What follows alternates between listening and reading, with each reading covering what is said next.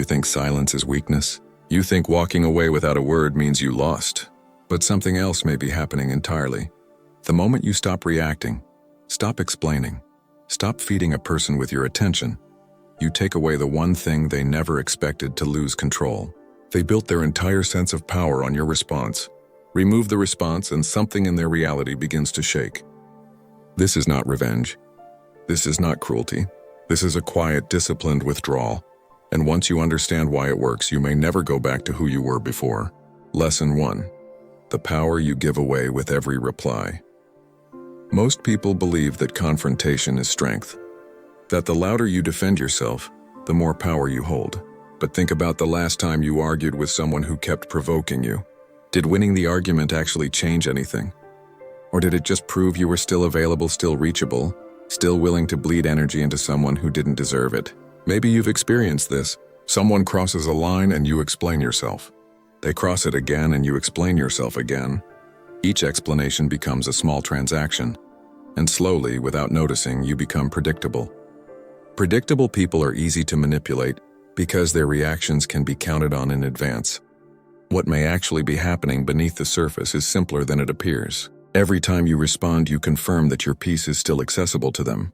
Epictetus's philosophy emphasizes that our reactions are one of the few things fully within our control, and that surrendering them to another person's behavior is a quiet form of self-abandonment. In modern terms, this means every unnecessary reply is a small transfer of power. Practically, this means noticing the urge to explain yourself and choosing to pause instead, not to punish, to reclaim what was always yours. But removing your reaction creates an uncomfortable question most people never ask themselves. Lesson 2. Why silence feels wrong before it feels right. If your silence has power, why does it feel so unnatural at first? You may have noticed this the last time you chose not to respond to a message that deserved one. The silence didn't feel powerful. It felt heavy, almost like you were doing something wrong. Consider someone who has spent years replying quickly, defending themselves instantly, correcting every misunderstanding the moment it appears. Then one day they stop, and the discomfort isn't caused by the other person, it's caused by the absence of a habit they built their identity around. This is often where people misunderstand their own restraint. They assume the discomfort means they're failing. In reality, the discomfort is often just the body adjusting to a new pattern, one where your worth is no longer measured by how fast you respond to being provoked. Seneca often wrote about the difference between what disturbs us and what we allow to disturb us. The disturbance rarely comes from the other person directly. It comes from the internal argument you continue having with them long after the conversation has ended. Practically, this means separating the event from the story you tell yourself about the event. Notice when you are replaying a conversation that already finished. But once you master this, a second layer of discomfort appears one nobody prepares you for. Lesson 3. Realizing you were part of the pattern. Here is the layer most people never talk about. Sometimes you were part of the pattern too. Perhaps this is where you are right now, realizing that your constant availability wasn't just tolerated by the other person. It was quietly encouraged by your own need to be understood. Think about the last time someone hurt you, and instead of walking away, you tried harder to make them see your side. You may have believed that if you just explained it correctly, they would finally understand, finally apologize, finally change. This is often not weakness. It's a very human need for resolution. But resolution isn't always something another person is willing to give you, no matter how clearly you explain yourself. Marcus Aurelius frequently returned to the idea that we suffer more from our judgments about events than from the events themselves. In this case, the judgment is the belief that you are owed understanding before you can move forward. Modern translation: waiting for someone to finally get it before you heal is handing them the final say over your peace. Practically, this means noticing when you're still explaining yourself to someone who has already shown you they won't listen. Stop rehearsing the speech they'll never hear. But letting go of that need creates a strange kind of quiet, and not everyone is ready for it. Lesson 4. The discomfort of doing the right thing. The quiet that follows isn't peaceful right away. It's uncomfortable because doing the right thing doesn't always feel good immediately. You may have noticed this after finally setting a boundary you'd avoided for months. You expected relief. Instead, you felt guilt, doubt, even a strange loneliness, as if you'd lost something even though what you lost was actually weighing you down. Consider someone who finally stops checking their phone for a reply that isn't coming. The first few days feel wrong, not because the decision was wrong, but because certainty about what's coming next has always felt safer than uncertainty, even when what's coming was harmful. This tension is often described in Stoic thought as the difference between what is immediately comfortable and what is actually good for us. Discomfort is not always a sign to reverse course. Sometimes it's simply the cost of change. In practical terms, this means expecting the guilt, expecting the doubt, and choosing not to interpret them as proof you made a mistake. Observe the feeling without obeying it. Have you ever done the right thing and still felt terrible for a while afterward? That feeling usually passes. What replaces it is the real question, and it's the part most people give up right before they reach it.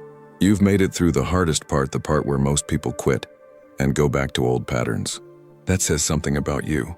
If this conversation is giving you something worth thinking about, consider staying with this channel. Subscribe if you want more of this kind of thinking, calm, disciplined, honest. Turn on notifications if you want to catch these when they release. And if one sentence so far has hit close to home, say so in the comments. It helps more than you know. Lesson 5. Deciding your response before you need it. Eventually, understanding isn't enough. You have to decide how you're going to respond differently next time. Maybe you've noticed that insight alone doesn't change behavior. You can understand exactly why someone hurts you, exactly why you kept forgiving it, and still find yourself falling into the same response the next time it happens.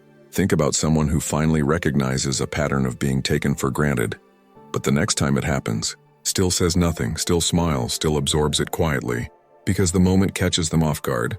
This gap between knowing and doing is often where real change actually happens, not in the realization, but in the repeated decision to act differently once the realization has faded into routine life. Musonius Rufus taught that philosophy is only meaningful when it's practiced, not simply studied.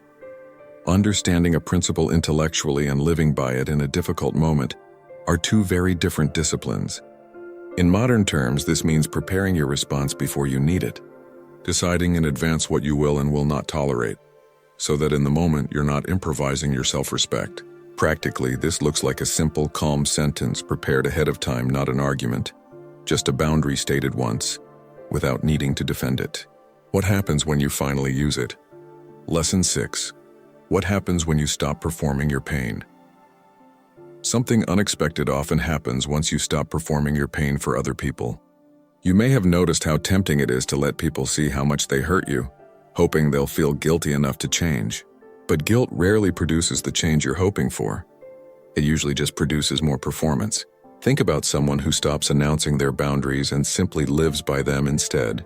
No dramatic exit, no final speech, just distance applied consistently without commentary. What often happens next is uncomfortable for the other person, because they were relying on your reactions to understand their own impact.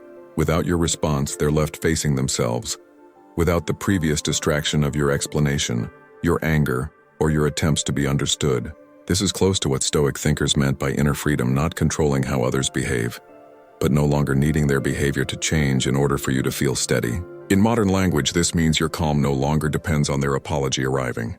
Practically, this means resisting the urge to narrate your growth to the person who hurt you.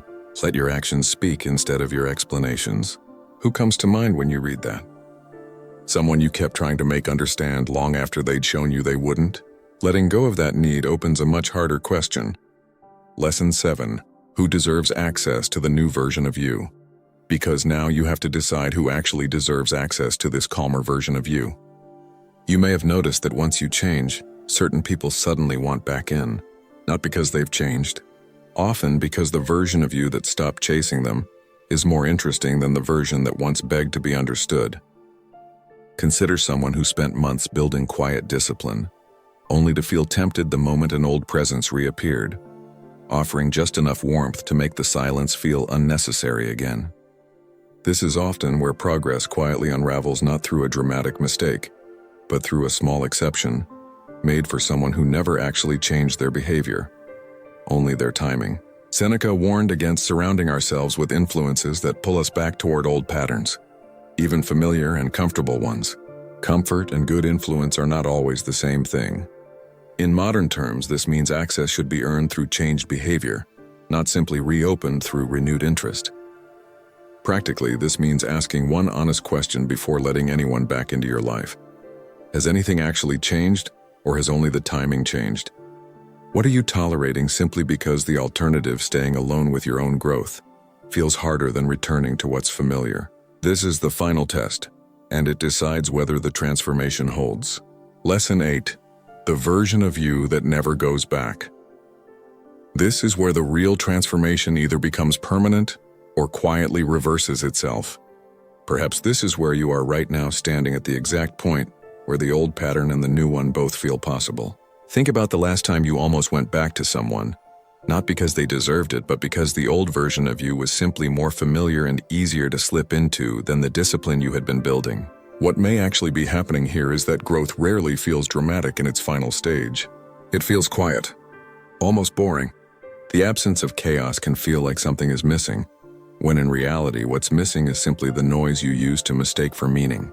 Marcus Aurelius often reminded himself that a well-spent life is measured in the quality of one's judgments, not in the intensity of one's emotions. Peace was never meant to feel like a performance. In modern terms, this means the calm you've built doesn't need to be proven to anyone, least of all the people who once caused you to lose it. Practically, this means recognizing the pull backward for what it is, habit, not truth, and choosing the newer, quieter version of yourself instead, even when no one is watching to applaud the choice. You no longer need their reaction to know you've changed. You didn't erase them out of anger. You erased them by simply refusing to keep performing for people who never deserved your explanations. Their reality crumbles not because you attacked it, but because you stopped holding it up with your attention. That was always the quiet power Stoicism pointed toward, not control over others, but ownership of yourself. If this described where you are right now, write in the comments. I choose peace over approval. Subscribe if you want more conversations like this one. Before you go, ask yourself honestly, who are you still explaining yourself to and why?